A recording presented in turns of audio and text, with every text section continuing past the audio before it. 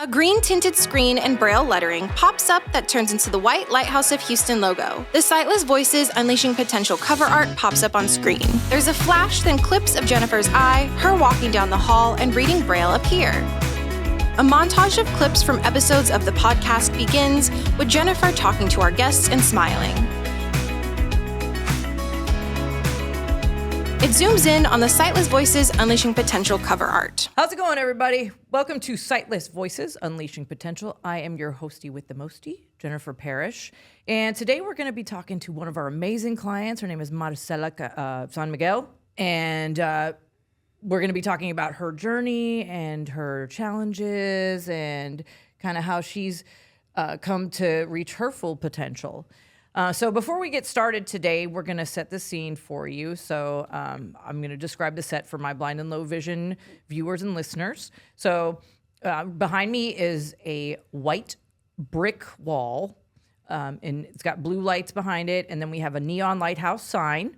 And then Marcela and I are sitting in two blue chairs, and I am wearing a blue and kind of reddish orange blouse. And Marcela, describe your outfit. Hey everybody, this is Marcela San Miguel. I am wearing my trademark, I say sunglasses and hat. It is a white hat and it says blind on the back of it. I have a white and blue long sleeve top and a pair of jeans. Awesome. Didn't that used to say bride and you changed it? Yes, it did actually. To make it cool? I did. That's awesome. Cool. Okay, so we're going to go ahead and get started. So why don't you start kind of by telling us how you initially lost your vision? Yes, it's been quite the journey. Like I said, it's a roller coaster and throw in, losing your vision. And it's kind of like, whoa, I feel like I'm on two roller coasters at a time. I don't know. Exactly. But I got a diagnosis of retinitis pigmentosa about 5 years ago. And with that, it's really crazy because it is progressive vision loss. So at one point, I did have more or less full vision, and they only found it about 5 years ago. But now that I think back, when I was a child, I used to look down on the cement sidewalk as I was walking, and my mom would say, why are you looking down? Like, put your chin up. And then also in my 30s, I found it hard to see at night, but I thought, that was normal. And then actually I have blindness in my family. My father was born blind in one eye, but it wasn't the same condition that I have. He was able to get a corneal transplant, but it didn't take, so he was left blind in that one eye. But then he still, with that other eye, he had like 20/20 vision. He was able to drive and work. And his mother, my grandmother, went blind, but late in age. So she was maybe in her 70s or 80s. And we don't know what was the cause of her blindness because she lived in Peru. So again, access to healthcare and all this. And I've kind of realized, though, that maybe and that's something I do want to talk about in the future, as I would also like to have a YouTube and podcast about checking your health, knowing your family's health, because I think I was losing vision already before my diagnosis. And if we would have been maybe more on like, hey, actually these conditions run in our family, we should press the doctors more to double check, triple check, I don't know. But it would have been a lot more helpful for me because once I got the diagnosis, there's no treatment, there's no cure for retinitis pigmentosa, and I was just at a loss and very much depressed and feeling hopeless.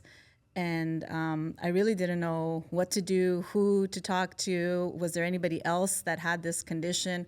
I was in a world of confusion, and then we went through a pandemic, and I was planning to get married and get a puppy and build a house and all these things. And so it's been a crazy couple of years, again, like I said, mixed in with the vision loss. Wow, right during COVID with all that, man. Yes. That's insane. It is.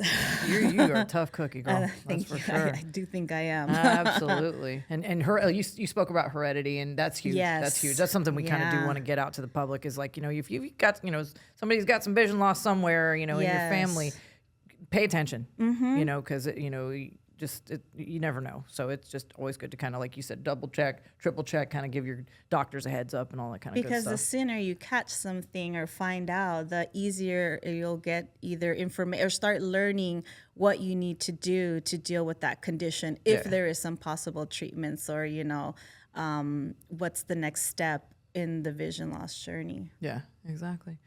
Okay. How did you come to find out about the Lighthouse of Houston? So in one of my visits, and I had, the first diagnosis was in California, but by that time I was living here in Texas, and I got a referral to a specialist here, and I didn't like his bedside manner. He didn't offer me any resources or anything like that. So that was, and I wanted to get a second opinion. Again, same thing with all these diagnoses. Again, talking about one's health is like sometimes if you don't hear something from one doctor, you need to ask another doctor. Yes, be proactive. Because sometimes people make mistakes, and I still was thinking like, no, I wasn't accepting of the diagnosis either. Because again, it's different when you're not giving any information. So at the same time, though, I think I had also learned that the U of H College of Optometry or Center, they have a Center for Sight Enhancement, and I had gone there as well. But, I went and saw a third specialist, and he's the one that gave me a piece of paper with some resources on it. Mm-hmm. And I said, at least he had a better bedside manner, and he gave me something to look at, but nothing to tell me like, you'll be okay, or, like something encouraging. Right. Again, he was basically, I felt like I was on my own. And so I just ignored a lot of things in that time because we were going through all those difficult things after I got diagnosed with the pandemic and whatnot. But I went to the Center for Sight Enhancement because I saw the Texas Workforce Commission. I said, at some point, I need to get back to work. Whether I have vision loss or not, like I need help. I need to talk to somebody. And so they're the ones that I found out about Texas Workforce Commission and that they have services. But I thought it was at the Center for Sight Enhancement. That was wrong. I had to apply. Again, nobody tells you anything. No. Like you're on your own. Again, you got to find the help. You have to do all the work You've yourself. got to advocate for yourself. So important. Yes. So hugely important to be a self-advocate. But it's so overwhelming. So, but once I made that decision to ask for help, then I applied for a Texas Workforce Commission. I was assigned a vocational rehabilitation counselor, and they offer services like orientation and mobility, mental health services, to help you get around your house safely.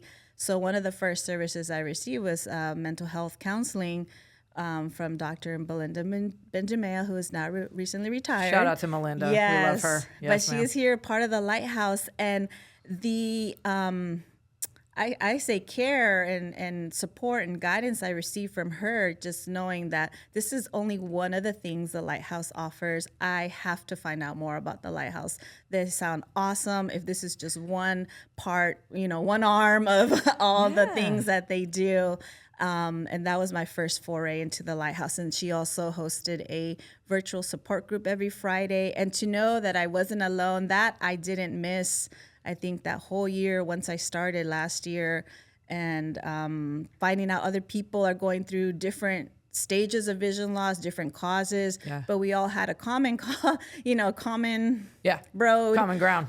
Common ground. Then we all felt safe. We all felt, open and to share, cry, laugh.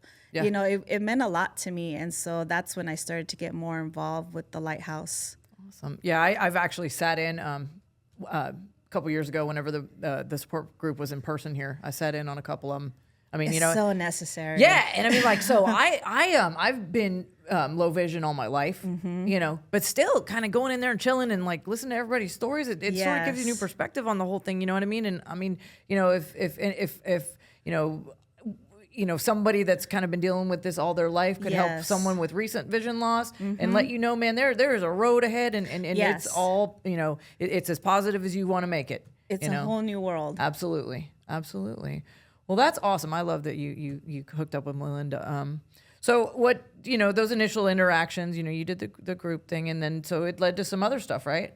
Oh, of course, because like I said, I had to find out events, workshops, classes. I was a little overwhelmed too, but it was good though, because I'm a very social person. So the social events, like the wine tasting. Yes. We all love the wine tasting. That was my most favorite event. I think everybody's that was a most good time. favorite event. It was a great time to have that camaraderie and just, again, have fun. And we like to have fun too. Of course, exactly. But also know that the Lighthouse is a place that offers you opportunities to learn your assistive technology skills, to better yourself, because there is a way, to access technology and all these things, like to be, again, a productive citizen and be out in the workforce and feel confident.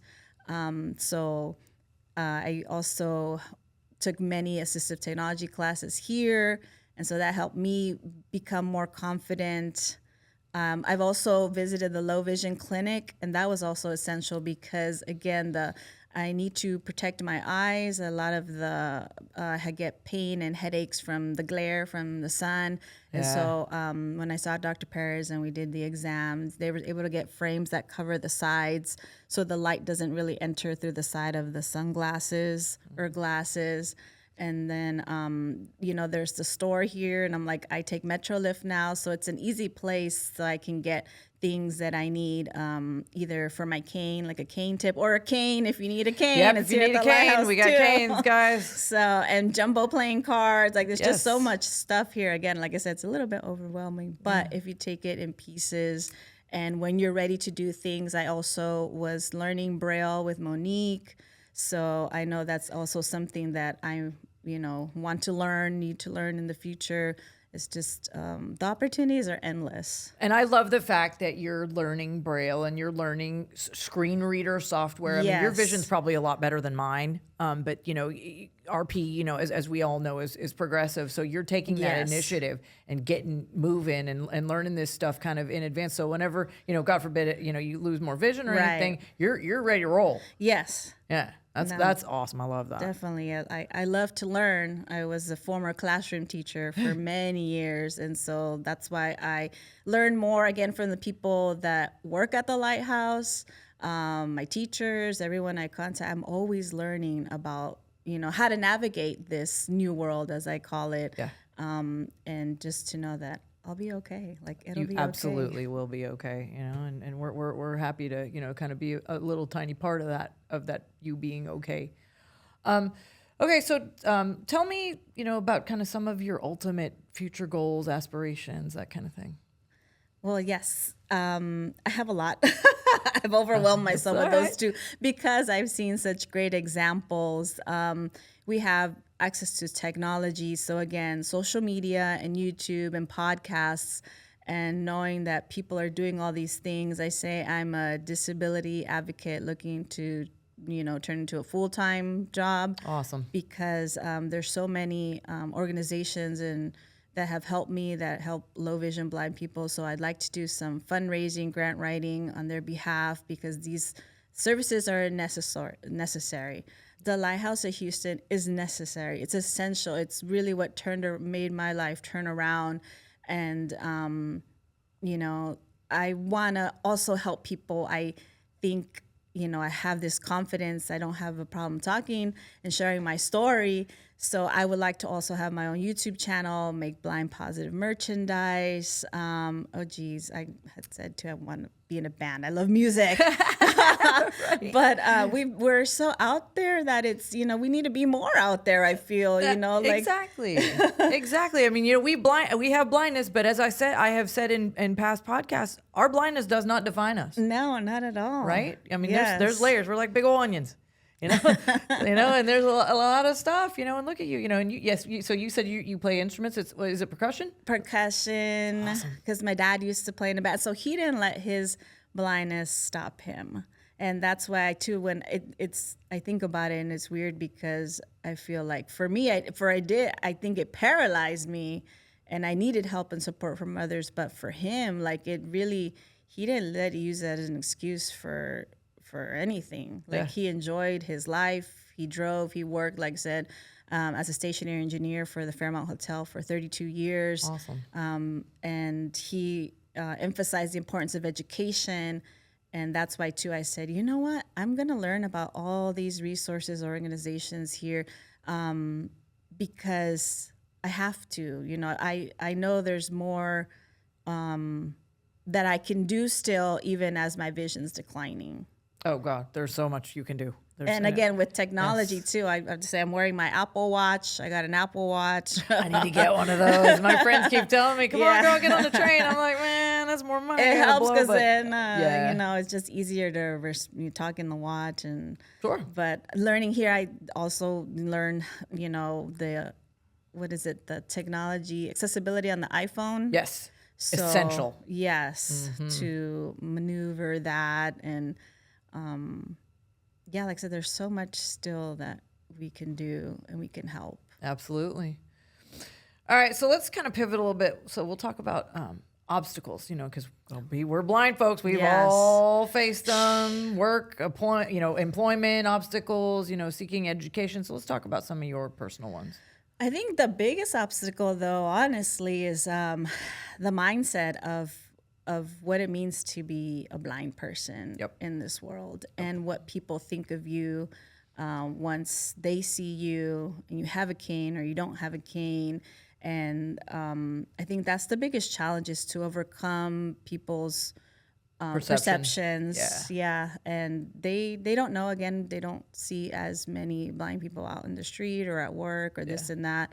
But that perception is what kind of stopped me or made me think, oh, nobody's going to want to hire me because I, you know, have this condition and I might not be able, they think I might not be able to do it, but then they don't know, like, I have taken class, you know, I can, you know, use software to help me be able to still do these programs and the workarounds. And they forget, again, like, we have, I think, these very interesting lives now. We carry on about doing things with less vision, but we're still doing it. Yeah. And so and I finding think, different ways to do it, right? So that was the biggest obstacle, I think, is changing that mindset. And like I said, that's why Melinda and the Lighthouse really helped me change the mindset that I had, that I couldn't do something. And I was like, no, wait, I can do it. Absolutely. You know, still, it's going to be different. It's going to, you know, look different, but I can still do it. Exactly. So that's been the biggest obstacle. Then again, like I said, we still have to fight for our rights. Yeah. We're always fighting. Yeah. It's true. It's true. So to access, you know, it's hard, you know, sidewalks, and just there's so many things that I notice now more because I'm a white cane user and, you know, have these legally blind and peripheral and vision. And so I think that's been an obstacle too, just physically getting around. And what can we do to help make it more accessible for everyone, not just disabled people? Exactly. It's huge. Yeah. You know, and that cane use is big. You know, I myself, and like I said, I've been blind all my life. And so me biting the bullet and finally using it and being proud to use it was a hard struggle for me too. So it's, I mean, not only is it a struggle for the folks that are losing their vision or, you know, have experienced recent loss, you know, it's kind of, everybody wants to, you know, look normal, you know, or just feel included and not just, you know, have people go, look at that blind girl over there and she can't, whatever.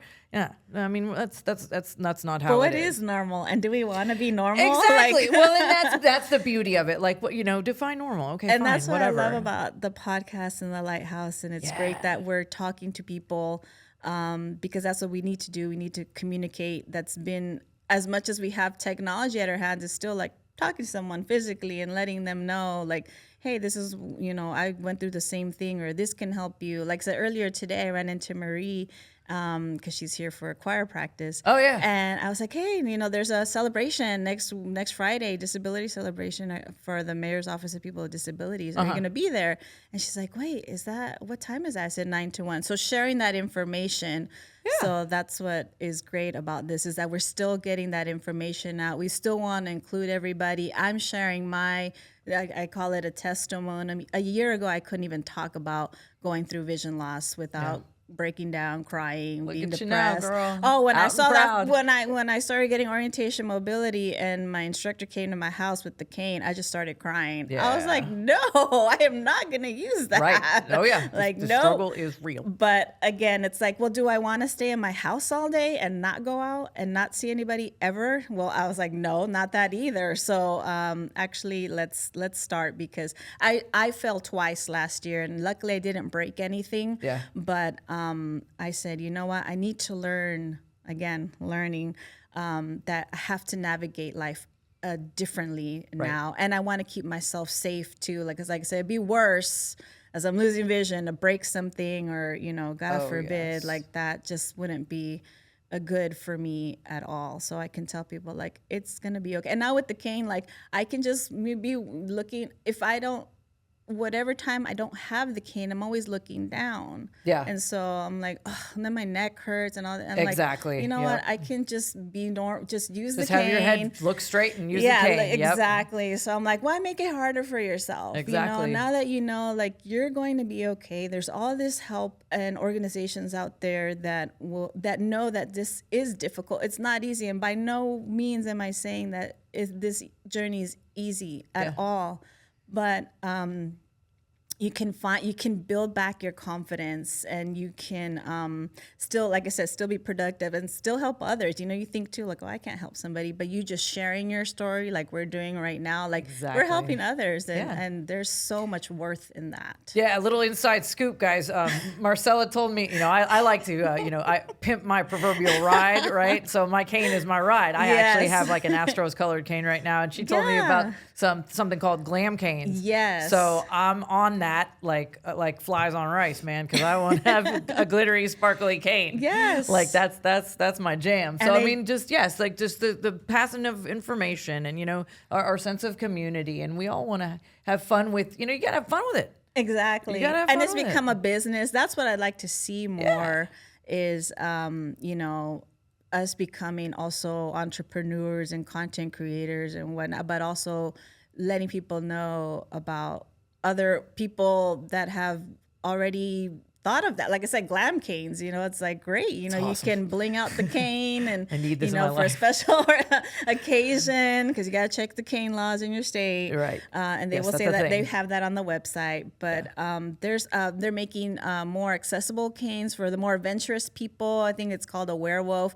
Again, like I'm finding out all this. Cool. I didn't through even know the this, different no. events and workshops that the city has, or the Lighthouse collaborates with. So that's been awesome that I get to see the Lighthouse at these other events too. Yeah, that's the beauty of you know, our new horizon and our new mission and all this kind of stuff, is we're collaborating so much. Like we're Yes. vendors at White Cane Day, and we're hanging out at all this other different, you know, stuff, and it's really cool. I'm so glad to be part of, you know, kind of this evolution. I've really enjoyed yeah. that collaboration with creating with Blind Abandon and Yeah, I heard doing about this. art projects. Yeah, so talk And about that a little bit. 'cause all this is ages. cool. So I want to say I'm creative, artistic more, and I used to write poetry and perform poetry, but the physical, doing something, I didn't think I had that. My sister's what she actually paints beautiful. Like I feel like my sister's the more "quote unquote" creative one. Shout but out I to said, you Marcela's know sister. what? I know, but I said, you know what? I can do art. Again, I think art is subjective, and so that you have your own vision, "quote unquote," of like what the materials, the theme, what that means, what vision you have in your head of using materials to make something, you know, and that's beautiful too, especially things that it means something to you. So when we have some art projects, I'm a dog mom, and so I'm the dog mom crazy. Aww. And so I kind of want to make things that are for my dog, or of my dog, with my dog. So cool. I feel like I'm making this for my dog. No, it's cool though. Like that's cool. That's really cool. So we're gonna wrap it up here real quick, but just real quick, we wanted to kind of talk about, you know, just it's how important it is to ask for help, right? I mean, you know, you experience vision loss. It's scary, you know, but help is out there. We're you know, the Lighthouse. We're here, and we are ready to help. So, you know, kind of just like, right, like, you know, it's important, right, to just open your mouth and ask for some help. It's really hard to ask for help, especially if you're the one usually helping people. Like I said, I was a teacher, and so I had like 30 students. So again, I'm the leader and this and that. And then, I'm like, wait, now I'm losing vision. Wait, what? I can't help. But actually, like I said, through this whole conversation, it's like, you can still help someone. It is so important. Because once I got the help, once I said I need help and I got help, then I was able to help someone else. Mm-hmm. And it's so important to, because no one else is going to help you but you. Exactly. You are the one that's going to help yourself, and kind of and that our voice is important. Our voice matters. So you matter. You matter. Yep. And it's important to be who you are, and not kind of hide behind this, like, oh my gosh, I'm so scared to be out there and be a blind person. Yeah. We're out there and we're blind people, so let's rock and roll. You know what I mean? Like it's just so important to just put yourself out there. It's okay to be blind, but okay blindness to use a cane. It's okay to use a cane, but blindness does not define us. I'm still cool. I'm just trying to get a more cooler cane, like I said, with that glam cane. Like, yeah. I know. I'm totally gonna hook up with one of those too. So, anyways, well, Marcela, you've been an amazing guest. You're awesome, and I Thank you. can't It's been a wait. pleasure. Yes, ma'am. I can't wait to see what the future holds for you here, and you've been doing so much already. So anyway, so it was great speaking with you today. So thank you for coming. Thank you for your support and for the Lighthouse. Absolutely. All right. So if you guys liked what you heard today, please like and subscribe, and you can find us on Apple, Spotify, or wherever you get your podcasts. Take it easy, and we'll see you next time.